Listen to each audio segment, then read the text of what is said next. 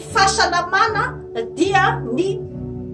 fahaizanao a mikoja ny tenanao amin'ny fotony, zany hoe ny fahaizanao a ny mihinana ny sakafo ara-pahasalamana, ny mampietsika ny vatana ary ny mampitony ny saina, dia ny fahaizanao miaina amin'ny olona manodidina anao a sy ny fandehananao a ny amin'ny zany hoe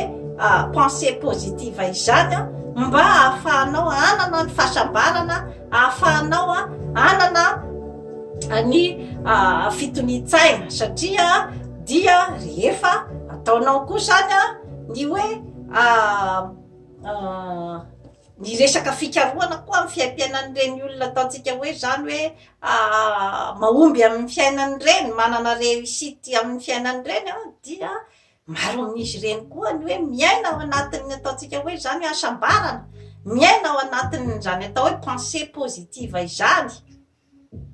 Ka hita taratra daholo zany zavatra rehetrarehetra izany amin'ny fombafomba fiainan'ny olona andavanandro, dia atsapanao zany atao hoe inona zany a ny ao anatin'ny fomba fisainana sy ny ao amin'ny ati-panahin'ny olona anankiray, zavatra hita aty ivelany, tsapa aty ivelany daholo zany zavatra zany, ary ny hoe ny olona izay tsy sambatra, ny olona izay manana ny ataontsika zany hoe karazana ara-tsi-panahy ao anatin'ny fony sy ny sainy ao a, dia eninao ihany koa aty ivelany, satria dia mitondra korotana foana matetika amin'ny fifampikasoana amin'ny olona manodidina azy, satria dia ny akabeazan'ireny olona reny a dia mahatsapa ny tenany fa hoe tsy manambitana izy, kanefa tsy marina zany zavatra rehetrarehetra izany, fa ny olombelona rehetrarehetra dia menjana ary zavatra mampiavaka azy daholo, fa anjaran'ny tsirairay zany a ny ataontsika hoe zany hoe ny mampivelatra sy ny mampivoaka zany hoe talenta nomena azy izany. Ka misy ny mahay mampiasa azy bebe kokoa, misy ny tsy de mahay loatra, misy ny mitaraina ny amin'ny zavatra tsy ananany, ny zavatra tsy ananany foana zany mitarainany a, fa tsy misaotra an'Andriamanitra izy ny amin'ny zavatra zay nomena azy. Zany zavatra rehetrarehetra izany a dia mitondra foana any anatin'ny faharatsimbetana, satria raha ohatra ka tsy hainao ny makasitraka ny hoe fanomezana izay nomenanao a sy ny hoe mi-exploiter an'iny a, ary dia ny mitondra anao a any amin'ny tsaratsara kokoa, any amin'ny toerana ambonimbony kokoa zany a amin'izay zavatra anananao, dia mazava ho azy fa ao anatin'ny olona manambitana ianao. Fa raha ohatra kosa ianao a hoe izay zavatra tsy anananao daholo a, izay no andeha ampitoloko anao mandritry ny androm-piainanao, dia azagaka raha ohatra ka dia ao anatin'ny alahelo, ao anatin'ny ataontsika hoe tsy fahombiazana foana ny fiainanao, satria izay efa nisorotsy hitako teto izay zany ny hoe atao ahoana ny fomba fisarihana ny vitana, dia maro dia maro zany ny zavatra tafiditra ao anatin'izay hoe fisarihana ny vitana izay, fa ny tena marina dia ianao ihany no afaka hisarika ny vitana, fa ny hoe finoana ny hery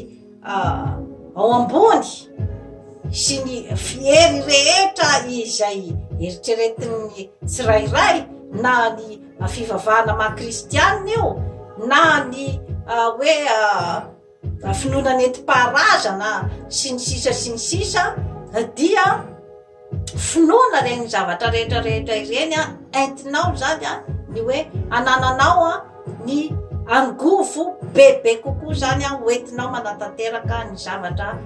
tianao tanterahana amin'ny fiainana. Fa ny hoe faratsimbitana gambany izay tena hoe azo lazaina kosa hoe voatsapan'ny tanana ohatra, dia ny hoe ohatra olona iray izay tena hoe nataon-janahary zany hoe ny sainy mihitsy zany no hoe tsy ampy zany faran'hitan-tsaina, zany hoe ambaniny classe ny QI quotient intellectuel tena hoe ambany dia ambany zany hoe io zany a dia efa misy ihany koa ny karazana hoe héréditaire koa amin'io zavatra io a